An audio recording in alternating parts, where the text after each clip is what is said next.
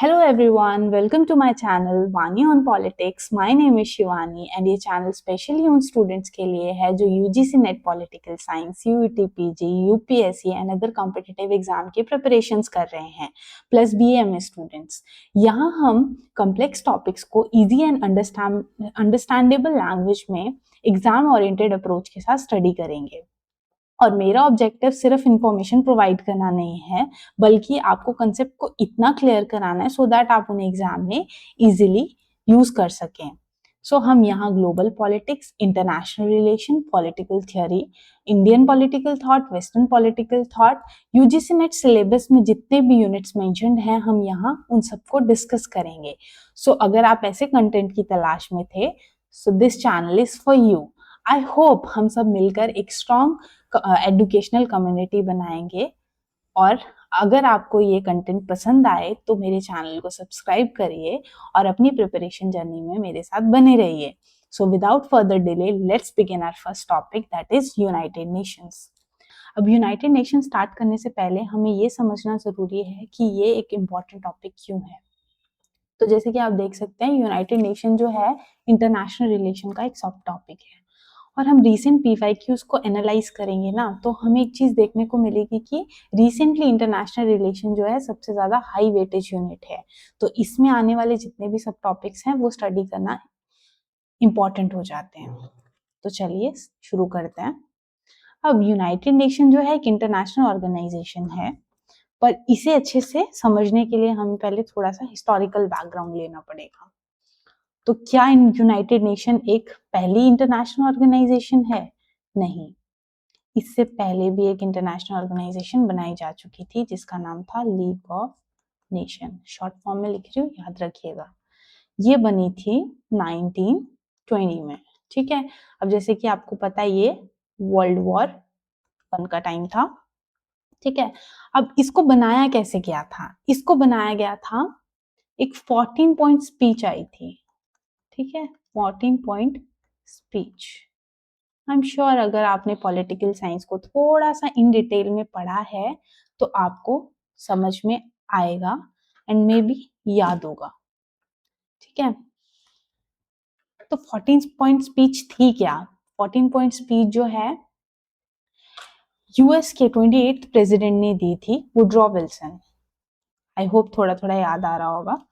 तो ये जो है वुड्रो विल्सन ने दी थी, कब? वर्ल्ड वॉर 1 के टाइम पे 1918 में ये स्पीच दी गई थी। और इसमें दो चीजों के बारे में बात की गई थी। क्या थी वो दो चीजें? एक थी हमारी ट्रीटी ऑफ वर्सलीज एंड सेकंड अपना लीग ऑफ नेशन। ठीक है। अब ट्रीटी ऑफ वर्सलीज जो है 1919 में आई थी। और इसमें क्या बात हुई थी? इसमें बात हुई थी, और ये क्या था? ये था एक लीगल अग्रीमेंट। ठीक है। लीगल अग्रीमेंट था 4 बिग नेशंस के बीच में। कौन कौन से? UK, US, France and Italy. अब इस लीगल अग्रीमेंट में क्या था? लीगल अग्रीमेंट में क्या किया था कि जर्मनी को ब्लेम किया गया था पूरी तरह से। किसके लिए? वर्ल्ड वॉर 1 के लिए। इसमें ब्लेम किया गया कि जितना भी chaos वर्ल्ड में हुआ है उसकी एक ही वजह है, दैट इज जर्मनी। ठीक है। तो इनको एक फाइनेंशियली पेनल्टी लगाई गई थी, मतलब एक पनिशमेंट मिली थी जिसमें इनको 3 चीजें कही गई थी। एक फाइनेंशियल पेनल्टी लगाई थी, दूसरा इनको कहा था कि आपको अपनी मिलिट्री को रिड्यूस करना पड़ेगा, एंड थर्ड वन इज इन्होंने जितना भी इलीगली लैंड कैप्चर किया था उसे छोड़ना पड़ेगा। ठीक है। अब ये हुआ ट्रीटी ऑफ वर्सलीज में, प्लस इसमें लीग ऑफ नेशन की बात की गई कि एक इंटरनेशनल ऑर्गेनाइजेशन को एस्टैब्लिश करने की जरूरत है सो दैट कल को दोबारा से ऐसी कोई सिचुएशन ना आए और पीस को मेंटेन किया जा सके। ठीक है। अब ये बनाई गई, जैसे मैंने आपको बताया 1920 में इसकी फॉर्मेशन हुई। ओके। फिर भी ये फेलियर हुई। इतना प्लान करने के बाद भी ये फेलियर थी। और फेल क्यों हुई? सबसे पहले तो यूएस ने कभी पार्टिसिपेट ही नहीं किया, यूएस कभी इसका मेंबर बना ही नहीं, जिसने पूरा आइडिया दिया वो इसका मेंबर ही नहीं बना। अंडरस्टूड। एंड दूसरा जो था, मिलिट्री कैपेबिलिटी नहीं थी, ठीक है, मिलिट्री कैपेबिलिटी नहीं थी, लैक ऑफ मिलिट्री, ठीक है। अब जब ये फेल हुई तो डिमोलिश हो गई, और फिर वर्ल्ड वॉर 2 हुआ। अब जब वर्ल्ड वॉर 2 हुई तो वर्ल्ड वॉर 2 के बाद दोबारा से ऐसा लगा कि एक इंटरनेशनल ऑर्गेनाइजेशन की जरूरत है, तो इंटरनेशनल ऑर्गेनाइजेशन की जरूरत है, इसलिए जो है यूनाइटेड नेशन की फॉर्मेशन की गई। अब आते हैं यूनाइटेड नेशन पे कि यूनाइटेड नेशन है क्या। तो जैसे मैंने आपको बताया कि यूनाइटेड नेशन एक इंटरनेशनल ऑर्गेनाइजेशन है जिसको 1945 में एस्टैब्लिश किया गया था, ठीक है। और ये यूनाइटेड नेशन टर्म को कौन लाया था? ये टर्म आई थी फ्रैंकलिन डी रूजवेल्ट, ये लेके आए थे। और ये टर्म फर्स्ट टाइम यूज हुई थी किसमें? यूएन डिक्लेरेशन में, 1 जनवरी 1942। देखिए, ये एकदम छोटी छोटी डिटेल्स हैं और हमारी यूजीसी नेट एग्जाम के पर्सपेक्टिव से इंपॉर्टेंट हो जाती हैं, तो मैंने आपके नोट्स में ये चीजें क्लियरली मेंशन की हैं, तो आप अगर इनको भी पढ़ेंगे और याद रखेंगे तो सफिशिएंट रहेगा। बस मैं आपको डिटेल में थोड़ा समझा दे रही हूँ ताकि आपको याद रहें चीजें और अच्छे से समझ में आ जाए। अब क्या था, जब ये डिक्लेरेशन साइन हुआ, ओके, उस टाइम पे 26 नेशंस ने जो है प्लेज किया कि वो एक्सेस पावर के अगेंस्ट फाइट करेंगे। अब यूनाइटेड नेशन चार्टर जो है साइन हो गया जून 1945 में, ठीक है। और ये ऑफिशियली फॉर्मेशन इसकी कब हुई? अक्टूबर 24, 1945 में। अब 1945 आपको मस्ट याद रखना है, ये एग्जाम में आ सकता है। अब ओरिजिनली कितने मेंबर्स जुड़े थे इसमें? 51 उस टाइम पे, ओके। और टोटल आज के टाइम में देखें तो 193 मेंबर्स हैं प्रेजेंट। और लास्ट मेंबर जो है हमारा 2011 में जुड़ा था, वो था साउथ सुडान। अंडरस्टूड। अब देखें तो इसका हेडक्वार्टर कहाँ पे है? न्यूयॉर्क, यूएसए में, ठीक है। इसकी 6 ऑफिशियल लैंग्वेजेस हैं, that is Arabic, Chinese, English, French, Spanish and Russian. 6 languages हैं, याद रखना। अब यूनाइटेड नेशन का ये चार्टर है। अब ये चार्टर क्या है? एक फाउंडिंग बुक है।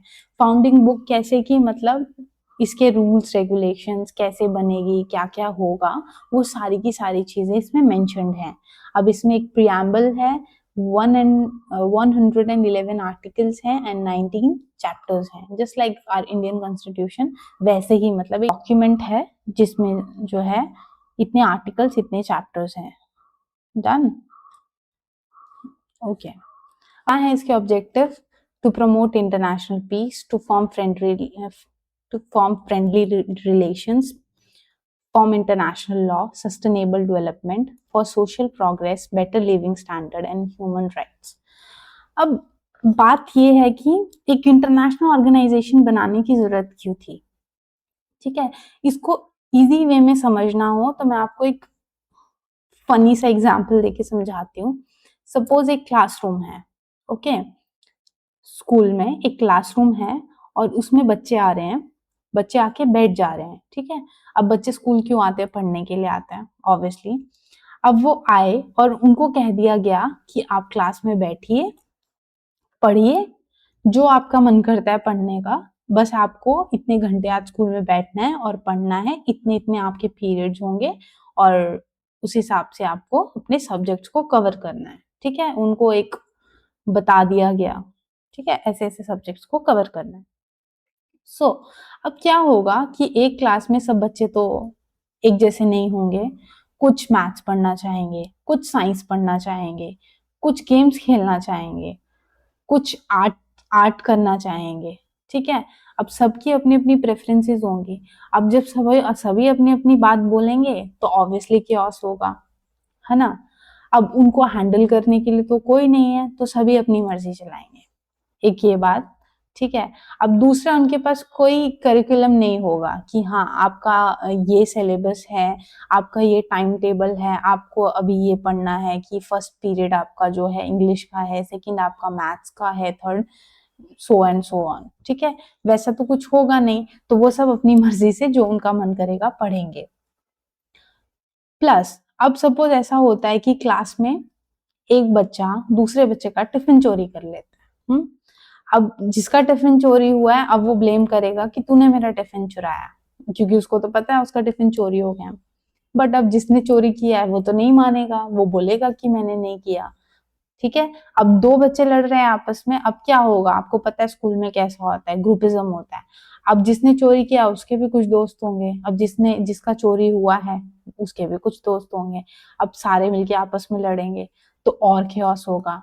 अब इसको खत्म करने के लिए क्या जरूरी है, आपको समझ में आ रहा है? इसको खत्म करने के लिए एक क्लास टीचर की जरूरत है, क्लास मॉनिटर की जरूरत है, जो उनको मॉनिटर कर सके कि बच्चे एक्चुअली कर क्या रहे हैं और उन्हें क्या करना चाहिए। तो एक क्लास टीचर होगा। अब वो क्लास टीचर क्या करेगा, आएगा और बच्चों को ये बताएगा कि हाँ आपका ये फर्स्ट पीरियड है, आपको अभी इतना पढ़ना है, और आपको भी मैथ्स पढ़ना है, फिर आपको साइंस पढ़ना है, फिर आपको इंग्लिश पढ़ना है, ऐसे ऐसे करके उनका एक करिकुलम सेट कर दिया जाएगा कि आपका हाफ ईयरली में आपको इतना सिलेबस पढ़ना है, उसके बाद इतना सिलेबस पढ़ना है। तो सब जो है ऑर्गेनाइज्ड है, एक सिस्टमैटिक वे में है, तो चीजें जो है इजीली हैंडल हो सकेंगी, क्योंकि एक रूल्स बन रखे होंगे कि सारी चीजें इस तरह से करनी है। तो वैसे ही क्लासरूम को हम एक पूरा वर्ल्ड सिस्टम ले लेते हैं, ग्लोबल सिस्टम ले लेते हैं। अब उसमें अलग अलग नेशंस हैं, कुछ डेवलप्ड हैं, कुछ अनडेवलप्ड हैं, कुछ डेवलपिंग है ना। तो सब अलग अलग लेवल पे हैं। अब सब एक जैसे नहीं हैं, कुछ जो है रिवॉल्ट करना पसंद करते हैं और कुछ इतने कैपेबल नहीं है, है ना। जैसे क्लासरूम में कुछ बच्चे जो हैं बहुत इंटेलिजेंट होते हैं और कुछ थोड़े से स्लो होते हैं पढ़ने में। अब सबका लेवल एक बराबर नहीं होता ना, तो वैसे ही मतलब सबको एक दूसरे पे तो सबको एक दूसरे पे इंटरडिपेंडेंट होके चलना पड़ता है, तो वैसा ही यहाँ पे भी है। तो अब जो क्या होगा, एक इंटरनेशनल ऑर्गेनाइजेशन में क्या किया जाएगा, एक इंटरनेशनल लॉ बनाया जाएगा जो इसके मेंबर नेशंस को फॉलो करना पड़ेगा, ताकि इंटरनेशनल पीस जो है मेंटेन रहे और सभी नेशंस के बीच में जो है फ्रेंडली रिलेशंस बन सके, सस्टेनेबल डेवलपमेंट की बात कर सकें, ठीक है।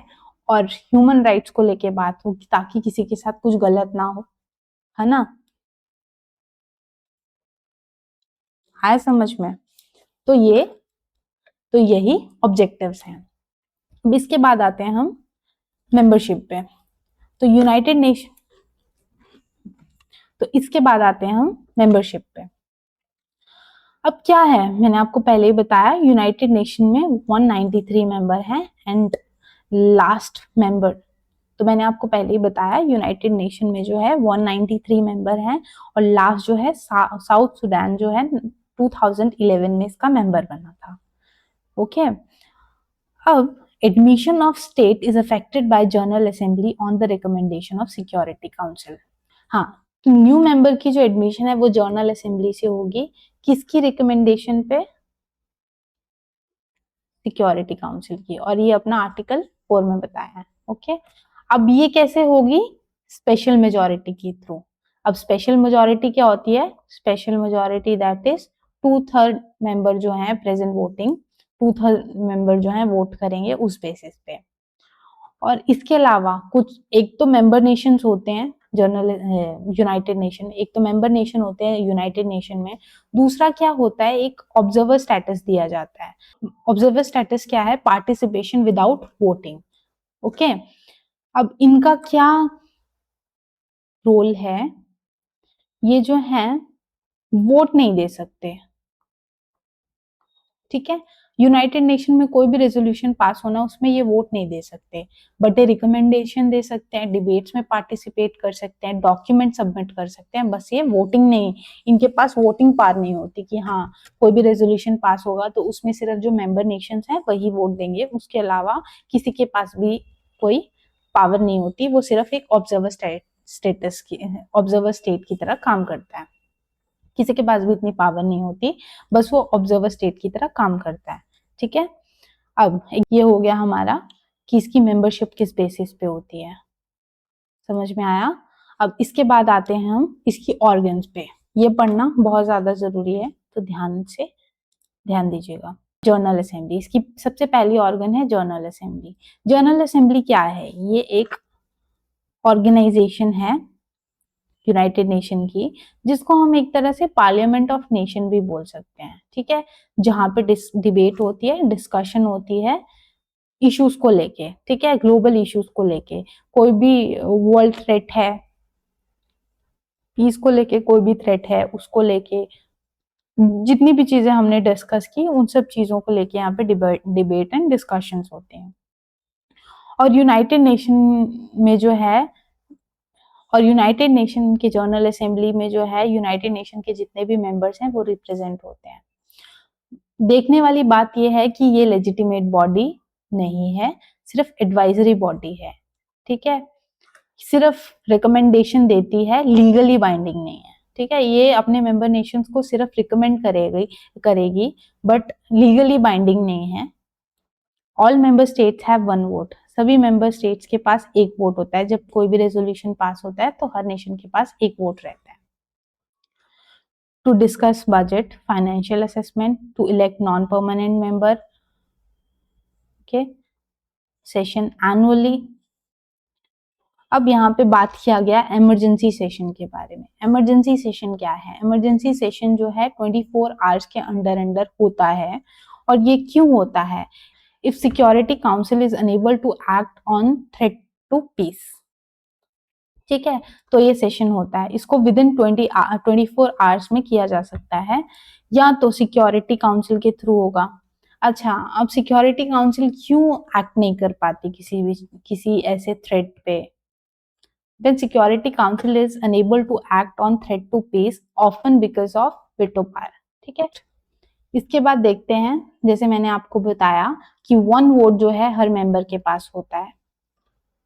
अब 2/3 मेजोरिटी की बात कराए, जो कि मैंने आपको बताया स्पेशल मेजोरिटी होती है सिक्योरिटी काउंसिल में किन मैटर्स को लेके।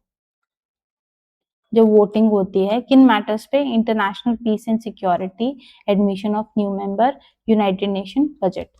अगर पीस और सिक्योरिटी के किसी मैटर को लेके डिस्कशन हो रही है तो उसमें जनरल असेंबली की 2/3 मेजोरिटी होनी चाहिए, और किसी भी नए मेंबर की एडमिशन होनी है उसमें भी, और जब यूनाइटेड नेशन का बजट जो है डिस्कस किया जाता है उसमें भी, और बाकी जितने भी मैटर्स जो हैं यूनाइटेड नेशन में डिस्कस किए जाएंगे उसमें सिंपल मेजोरिटी रहेगी। और मैंने आपको पहले ही बताया कि ये सारे के सारे डिसीजन जो हैं क्या होंगे? रिकमेंडेशन होंगे, लीगली बाइंडिंग नहीं होंगे। अब प्रेसिडेंट की बात करें तो इसकी अभी 80th प्रेसिडेंट हैं। 80th प्रेसिडेंट हैं एनालेना बेबॉक, जो कि जर्मनी से हैं। एनालेना बेबॉक जो कि जर्मनी से हैं। अब इसके 81st प्रेसिडेंट आने वाले हैं इसी साल 2026 जून में। वो होंगे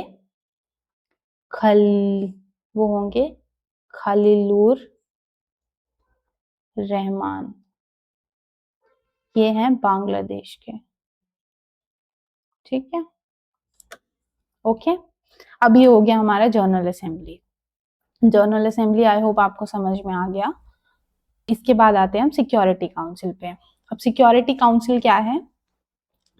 सिक्योरिटी काउंसिल जो है यूनाइटेड नेशन की सेकंड मेन ऑर्गन है। इसमें क्या होता है? ये रिस्पॉन्सिबल होती है पीस और सिक्योरिटी को मेंटेन करने के लिए। इसमें 5 परमानेंट मेंबर हैं, US, China, France, Britain and Russia. ठीक है, ये 5 परमानेंट मेंबर्स कभी चेंज नहीं होते। उसके बाद 10 नॉन परमानेंट मेंबर हैं जो कि 2 साल के लिए बनाए जाते हैं। ठीक है, इनका टेन्योर 2 साल का होता है, बट हर साल एवरी ईयर 5 to 10 मेंबर्स जो हैं, 5 to 10 मेंबर्स इलेक्ट किए जाते हैं, और ये रिप्लेस करते हैं उन मेंबर्स को जिनका टेन्योर खत्म हो चुका है। But one country can not be री इलेक्टेड इमीडिएटली। मतलब अगर एक कंट्री का टेन्योर इस साल खत्म हो रहा है तो वो दोबारा से इसी साल रीइलेक्ट नहीं हो सकती, उसको 2 साल का वेट करना पड़ेगा, उसके बाद वो रीइलेक्ट होंगे। ओके, अब ये यूएन की इकलौती ऑर्गन है जिसकी जो लीगली बाइंडिंग होती है, जिसके पास ये अब चैप्टर 7 में मेंशन्ड है कि इकोनॉमिक सेंशन, चैप्टर 7 में मेंशन्ड है कि ये इकोनॉमिक सैंक्शन लगा सकते हैं। अंडरस्टूड।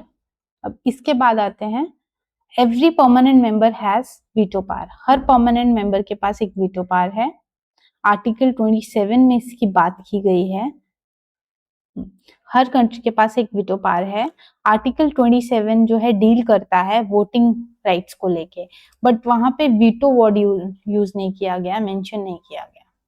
ठीक है, अब वीटो पावर क्या है? वीटो पावर है हर 5 परमानेंट मेंबर के पास, जैसे मैंने बताया आपको वीटो पावर रहेगी, किसी भी रेजोल्यूशन को पास करना है, ठीक है, तो 2/3 मेजोरिटी होनी चाहिए।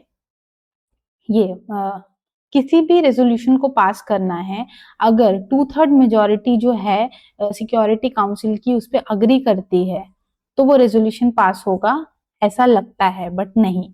अगर ये 5 परमानेंट मेंबर्स में से कोई भी एक अपनी वीटो पावर का यूज करके उस रेजोल्यूशन के लिए ना बोल देता है तो वो रेजोल्यूशन जो है, अगर ना बोल देता है तो वो रेजोल्यूशन जो है पास नहीं हो सकता। ये वीटो पावर है, सिंपल। अब G4 नेशंस की बात होती है। G4 नेशंस कौन से? Brazil, Germany, India, Japan. ये 4 नेशंस जो हैं बोलते हैं कि हर परमानेंट मेंबर, जनरल असेंबली के जितने भी परमानेंट मेंबर हैं उनको जो है चांस मिलना चाहिए सिक्योरिटी काउंसिल का परमानेंट मेंबर बनने का, बट ये नहीं हो पाता ऑब्वियसली। किस वजह से?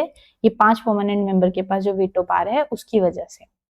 ठीक है, मेन पावर इनके हाथ में ही है, तो ये तो जो चाहेंगे वो करेंगे। ऑब्वियसली कोई कंट्री बोलेगी मैंने भी परमानेंट मेंबर बनना है तो ये वो होने नहीं देंगे।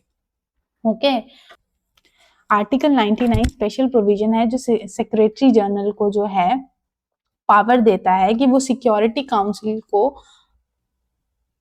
उन चीजों के बारे में बताए जो इंटरनेशनल पीस को डिस्टर्ब कर रही है। ठीक है, ये हमारा हो गया सिक्योरिटी काउंसिल। इसके बाद आते हैं हम इकोनॉमिक एंड सोशल काउंसिल पे, इकोसॉक। अब ये क्या है?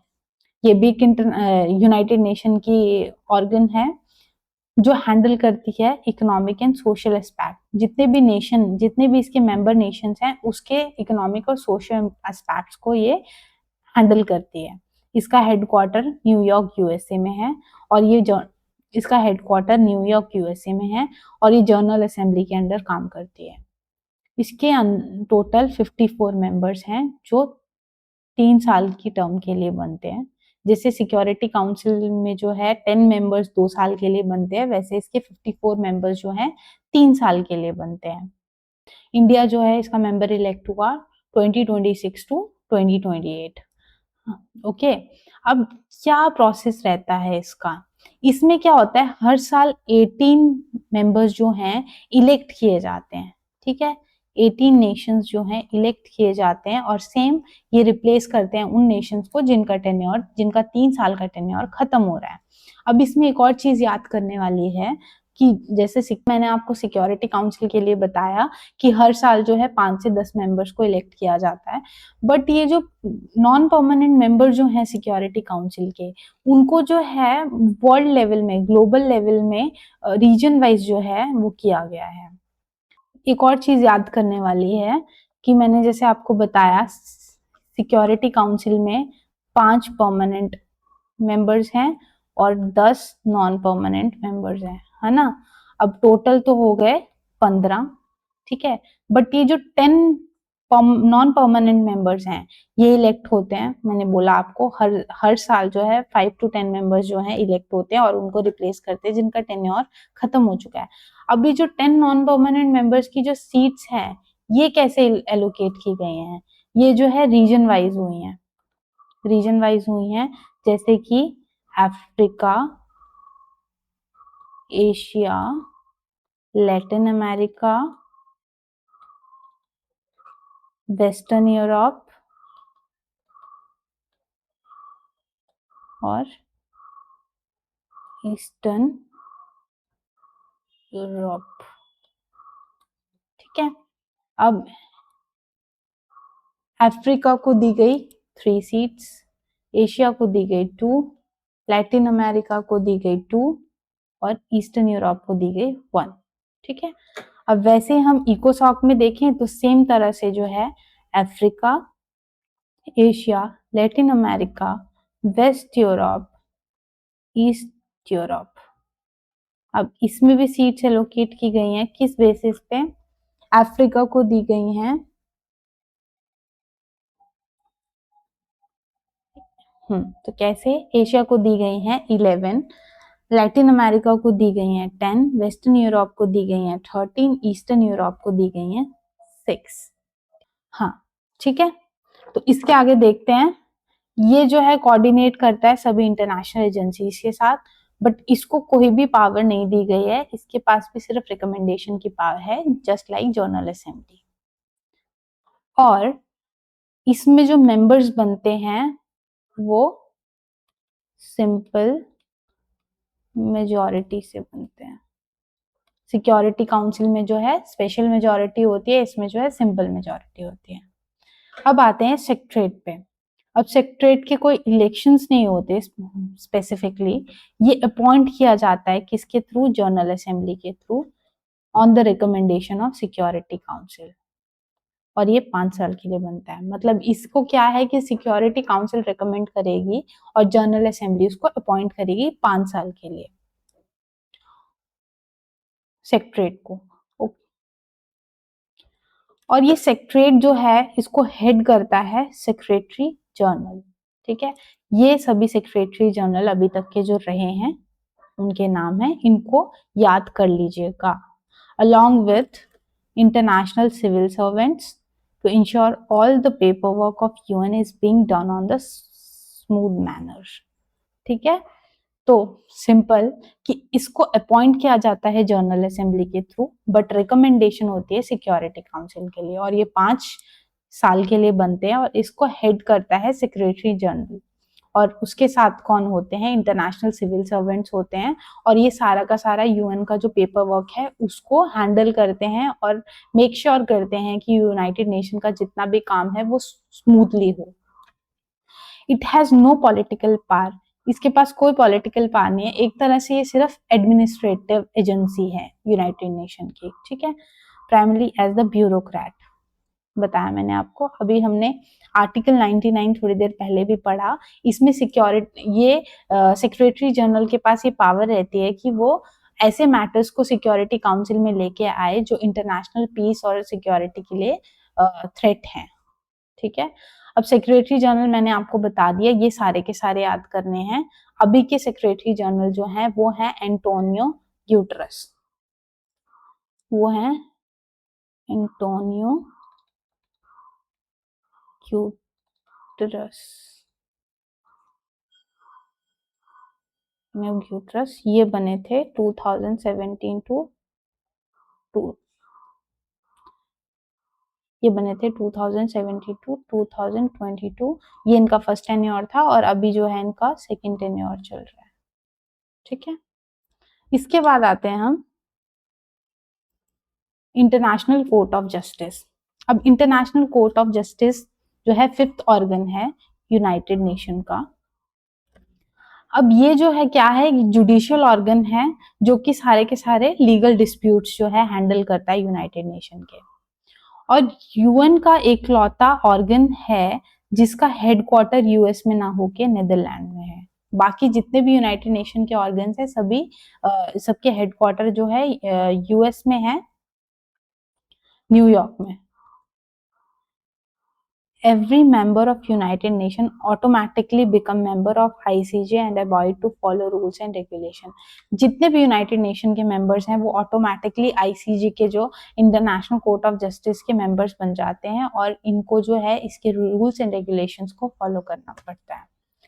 और सबसे बड़ी बात, court resolve dispute between member nations but cannot start investigation until state approach them regarding ongoing dispute। तो कोर्ट जो है किसी भी मैटर को लेके इन्वेस्टिगेशन स्टार्ट नहीं कर सकता अनटिल अनलेस स्टेट जो है खुद आके उसे अप्रोच ना करे कि हमारे नेशन में जो है ये डिस्प्यूट चल रहा है और इसको रिजॉल्व कीजिए। इसमें 15 जजेस होते हैं जिनको जॉइंटली इलेक्ट करती है जनरल असेंबली और सिक्योरिटी काउंसिल। ठीक है, दोनों के वोटिंग होती है जनरल असेंबली में और सिक्योरिटी काउंसिल जॉइंटली इलेक्ट करेंगे। अब जनरल असेंबली का क्या है कि 193 में से 97 मेंबर जो है फेवर में वोट करने चाहिए और इसमें 15 में से जो है 8 मेंबर्स इसके फेवर में वोट करने चाहिए, तो जो है इसके जजेस जो है इलेक्ट होते हैं। बट ये 15 के 15 जजेस एक साथ इलेक्ट किए जाते हैं और इनका टेन्योर रहता है 9 साल का। अब आते हैं लास्ट ऑर्गन पे, ये है ट्रस्टीशिप काउंसिल। ये क्रिएट की गई थी to supervise trust territories to move towards self governance and independence. अब इसको स्पेसिफिकली एक ही काम के लिए बनाया गया था, जो न्यू इंडिपेंडेंट नेशंस बन रहे हैं, जो पहले कॉलोनाइज थे और न्यू इंडिपेंडेंट नेशन बन रहे हैं वर्ल्ड वॉर 2 के बाद। उनके पास अभी कोई गवर्नमेंट नहीं है, उनको नहीं पता कि अपना नेशन कैसे चलाना है, तो ट्रस्टीशिप काउंसिल इसीलिए बनाई गई थी कि इन न्यू नेशंस को हेल्प करेगी सेल्फ गवर्नेंस के लिए। और इसको एस्टैब्लिश किया था 1945 में under UN charter. Its objective was to promote political, economic, social and educational advancement of inhabitants. ठीक है, अब लास्ट ट्रस्ट टेरिटरी कौन सी बनी थी? Flaw became independent in 1994। इसके बाद जो है ट्रस्टीशिप काउंसिल जो है सस्पेंड हो गई। क्यों? क्योंकि इसका जो काम था जिसके लिए इसको बनाया गया था वो हो चुका था। It still formally existed. Formally देखा जाए तो ये अभी भी यूनाइटेड नेशन की एक ऑर्गन है, बट अभी ये रेगुलर एक्टिविटीज नहीं कर रही। ओके, तो इसके साथ हमारा आज का टॉपिक खत्म होता है। आई होप आपको ये लेक्चर पसंद आया होगा, और अगर पसंद आया है तो please do like, share and subscribe my channel. And अगर आपको इसके रिलेटेड कोई भी क्वेरी है तो आप कमेंट सेक्शन में कमेंट कर सकते हैं। अगर आपको इस लेक्चर की पीडीएफ चाहिए तो वो आपको मेरे टेलीग्राम चैनल पे मिल जाएगी, जिसका लिंक मैंने डिस्क्रिप्शन में मेंशन कर दिया है। और आपको इस लेक्चर के रिगार्डिंग कोई भी इशू है तो आप वो भी वहाँ पे मैसेज करके मुझसे पूछ सकते हैं। I will help you there. So till then, goodbye, good luck.